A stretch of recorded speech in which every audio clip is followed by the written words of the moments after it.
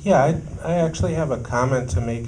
I've seen this film about at least 8 times, and it's one of the movies I like the most that I've ever seen.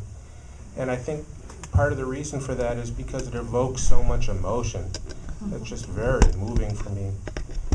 But the comment I wanted to make was clearly a young man who was suffering greatly from traumatic grief. Some people call it traumatic grief. And for a child who has experienced this horrific trauma and compound. When there's been the loss of a child, it's one of the most painful losses that anyone can endure. And as you know, I've been through that myself.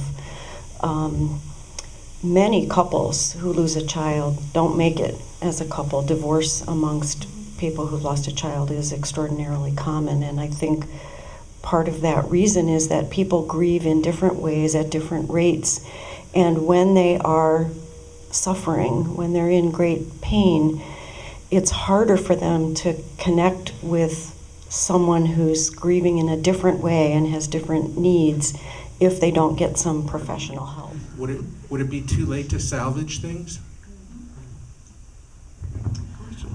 Well, as a family therapist, I can say definitely this family could benefit from family therapy, but what it takes is for each member of the family to be willing to participate. Like being in the hospital too, and when they have that conversation over their Coke, and he was saying, do you miss it? And it was very hard for me to leave. And when they first told me I was going to be discharged, immediately suicidal thoughts kick into gear. It was really scary for me, and but I did leave, and eventually I did go back, and I was in 3 times after that. But I actually did stay friends with 2 people who I met while I was there, and stayed fairly close with them for about a year or so. And for me, it was actually helpful, because they knew where I had been, and I knew where they had been, and spent a lot of time on the phone. But then as I got healthier and stronger, there was just less need for that relationship, and so both of them sort of faded.